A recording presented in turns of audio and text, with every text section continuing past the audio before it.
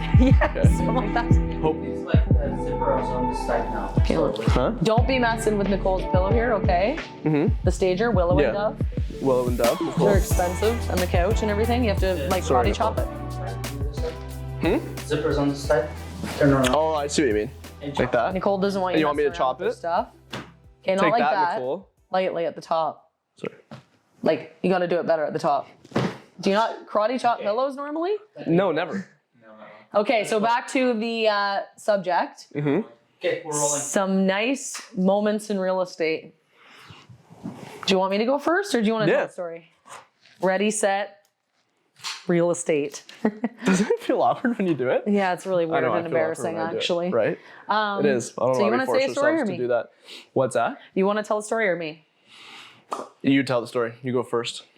I don't have any good stories because Well, I all think my this stories is suck. pretty cool. I had a listing, and a girl I know and her kids used to own that house like 2 owners ago. So when she saw that I was listing the place, she messaged me. She's like, Jess, is that house actually coming up for sale? Like, my kids were born there. I raised them there. Their handprints are still in the cement in the back by the pool. And I was like, yes, it is coming up for sale, but this was during the crazy bidding war time. I'm like, I felt bad because I'm like, I don't know if she knows what's going on right now, but like this house is going to go way over, probably with no conditions. I think she has a house she needs to sell, all this stuff. So I explained to her it's coming on the market. She did know what was going on and everything. So anyways, we did have a bidding war on it, and she did offer on it, and she got the house. So it was just really cool. Her mom lives next door to the Wow. house. Yeah, so it's perfect. Her wild. sister lives around the corner. Her mom lives next door. She has the house back with this amazing yard. Her kids, they're older now, like in their 20s, but they're there again. I just actually went to their house a few weeks ago for like a little get together. So it was really cool to see them back there. And That's yeah, so cool. it was awesome because I forget how many offers there were, maybe 7 if I'm remembering correctly, or So 2. that's pretty unlikely. Like, There was a bunch, like from what I remember. yeah. And I just remember as they kept coming in thinking like, oh, you know, it gets Because scarier the odds and scarier. get slimmer every time. The There's odds like get more slimmer. offers. And she can't know what the other offers are. We can't tell her either, right? So Not that you would know because you don't know. no, I either. was the listing Oh, agent in that okay, case. sorry. So I see. yeah, so it was a teammate who helped her buy it because I was helping the seller in that case. But it worked out great, and now she lives there. And I don't know, it's just so cool that she's back beside her mom. And it went through, I think it was 2 other owners, 2 sets of people before she got it back. That's cool. That's really cool. Yeah. It's cool when you can see something that's like kind of unlikely like that. Like it reminds me of too a story. I'm not good at remembering like a lot of stories about like people. I have to really think about that on the spot. But I can think of like one where it's very similar. A close friend of mine bought one of my listings. So I was a listing agent, and this was best man at my wedding. And he was offering on it. And so for me, it's like I have my best friend from doing his offer. I'm representing the seller, so I see all the other offers. It was a bidding war too. To make matters even more interesting, the seller knows who my best friend is because they see the names in the offer. They're privy to that. And you were involved in the bidding war situation too. You're representing another buyer. This was like 3 or 4 years ago. And my seller decided to go with my offer, which was my friend. But it wasn't the highest price. It was close. Mm-hmm. And to me, I was just like, that seems like a huge conflict of interest. But she really just liked him and wanted Right. to go with his. And I She had knew to him, like right? make it very clear, like you're doing that for that reason, right? Because there's another offer that's more money here. Like you're saying no to that money. And she wanted to, and he was so happy he got it. Sounds That's sketchy, awesome. actually, thinking about it, but that's just like you have to just facilitate, right? Like I'm not trying to. No, I've had push. that happen before Yeah. where they actually want to take an offer that's Yeah. less money. It's hard to explain because For it's like, why would whatever someone reason. turn down money? But that's what she wanted to do at the time. In terms of like things I love the most about real estate or stuff that happens that's really just like fuels me and gives me a lot of energy is seeing usually it's like a first time buyer. Yeah. And it's usually a situation where they've been looking for a long time, and you can tell with the way, kind of sounds bad, but the way the market was, they almost get kind of defeated over time because they've gone into bidding wars and they lost out, and they're almost losing hope. Mm-hmm. But I know if I'm helping you, I know you're going to be able to get a house. Like I can like guarantee that. And everyone I've ever helped has been able to get a house. So I know, because if I'm not going to help you, it means I don't think it's realistic. Right. I don't mean that personally. But there's times where it just works numbers wise. Yeah. And then with those people, when they finally get something, it's such a relief for them and they're so excited about it. And when it's a good house, it's good structurally, it's good mechanically, it's a good price. Maybe it's even worth a little more than what they paid for it too. And it's been 7 months of looking. Like to me, that's so exciting. I actually just had a situation, the offer firmed up today actually.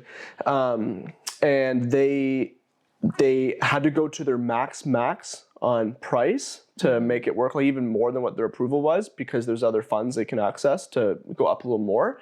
But this house, I think, was worth like 20, 30K more than they bought it for. That's amazing. Yeah, so like to get that kind of deal, and the house is just such a good house, like finished basement. It's got like 3 beds, 2 full baths. I want to know where it is. Can you like say it and then you can like beep it out? It's in the north end.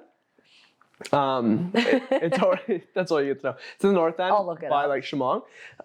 And I'll tell you after. But yeah, it's in the north end, and it's just like great area. And thinking about the houses that they offer on before, like this is the best house. Yeah, that's amazing. Like it's underpriced. They came in day one, offered on it right away. Seller didn't want to negotiate price because they're like, oh yeah, day one, like we have more showings booked, right? But we got them to counter it back, which was the goal. So that way we can just accept it or not. And they accepted it at asking price, stretched them like financially, but still they were okay doing it, but it's worth more. And it's just such a good house for that kind of low 500 budget. It is really exciting that helping feels good first-time knowing that buyers get into a house. And or people that are retiring. It's nice helping them too, to help them build their, retirement fund and get them to the next spot in life. Well, all of it's really, for the most part, aside from obviously sad ones like estate sales and whatnot. You want to do the best job, obviously, for the estate, but it's not an exciting sale. So. Do you know I've never done an estate sale representing a seller? I don't think. Oh, really? Yeah, I've done a lot on the purchase side, but never representing a seller. How do you usually get estate sales for you? It's just people you know and like their grandparents. Yeah, I do all the time. I don't know, just coincidence, I guess. Just it seems like you have a lot on the selling side for that. Yeah, that's strange, but I do. Yeah, just coincidence, I guess. I've never done one in 7, 8 years. Weird, eh? It's just like, it's just one of those things, like, why? It's weird. Yeah, I probably do like 10 a year, which is weird because I don't like target that or anything. Yeah. But are you sure you don't go to like funeral homes? No, just kidding. That's not cool. I guess some people do, but I just there's all sorts of good moments in most of the transactions, really. Some people literally just call and they want you to put it together and it's really transactional, but for the most part, we build really good relationships with our clients. A lot of them become our friends, and you really, really care for them. Yeah. Like, I don't know if clients realize how much the realtors actually do care about them, or I do, and I know you do too. But it isn't just about the sale for us. Well, because it's fun, right? Like, I know there's cameras, we're videoing right now. Like, it's obviously seems like we're probably just saying this, right? Like, we care. No, but the thing is like, I love real estate. It's like people you talk to, like, yeah, I'm on realtor.ca all the time. I love houses. Well, so do I. Like, I really do, right? Like, I think people can understand that. And this happens to be our job, but also looking at it through the perspective of, like, what would I want to know if I was buying like, remember when you bought your first house? Mm-hmm. Like, did it feel like a big deal? Oh, yeah, when you got the call, you got it, you were, like, probably mind blown, right?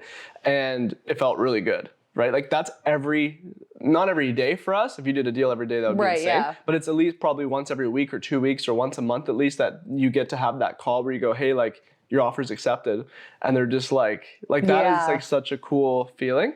And to know that you did a good job and you got them a good house and you're not going to have someone move into something where there's mold or where there's like water issues. There's always risk. Sometimes you don't know what issues can be in a house, but you try your best to know that. That just makes you feel that much better. Not only they got it, but they got a good one. You know? So, do you have any other stories or things that stand out? Lots of them, yeah. It's almost hard to think about. I have to look through like Oldham and kind of go like, oh yeah, that. It almost seems like with every. What about selling a house on the selling side? Like big bidding wars where someone got a lot of money for their house and they're like, oh my God. Was during that time COVID? When people were getting super high amounts for their house, especially the people that needed it. Because I remember I had one girl that called me and she said, I forget what it was. She just bought a house like 8 months prior for $420. And she's like, I need to get rid of this house. I know I'm probably going to only get my 420 back, which is fine. I just need it gone. And I'm like, I think you can get like 600. She's like, no, I literally just bought it for 420. I'm like, I'm checking it out online. This house is worth 600. And she's like, well, that would be amazing. But like, obviously I doubt that's going to happen. So I told her like, no, for real. Like you cannot buy this house anymore for 420. It's went up that much. So we put it up. Was that like 2020, 2021? Like during that crazy time. And she got 6 or 605. It was either 6 or 610 or something, like right around there. So it was amazing because she called me super upset that she was going to have to sell the house plus pay fees, probably only get her 420 back. But really she made like $180,000 or $190,000 or something in 8 months. So this bad situation where she had to get rid of the house actually turned out to be good for her. She walked away with profit and from the situation where she needed to sell. Yeah. So that was really cool. I'm super happy for her. Kind of nervous or not looking forward to like the market now where it's like, oh, you bought for $810 and it's a bungalow on whatever street in Peterborough and it's worth, $700 and whatever now. And then to sell with commission and lawyer fees and a lot of those conversations coming up for sure. Yeah. Well, already we've had. I haven't actually had one I have had one where it was close, but it still worked out okay. But she was like fully aware of it and it wasn't like really bad news. It was manageable, but also bought and sold in a very short time period. So like that's kind of why too. That's why too. Like if people can like hold on, like every situation's different. If you're variable mortgage, fixed mortgage, but if you can hold on to your house for as long as you can, and try and make sure you can hold on longer to get that profit back. That's if you can do that, that would be ideal. But things happen. Maybe you get a job transfer. You have to sell your house because you have to get this new job or something. It's not as simple as saying like just hold on to your house, but if you can, instead of like taking a loss. But most people won't take a loss, they don't have to. So I'm sure it won't be like that many people we have to have those conversations with, hopefully. So. Worcester heartwarming. Yeah. All right, let's do another one. All right.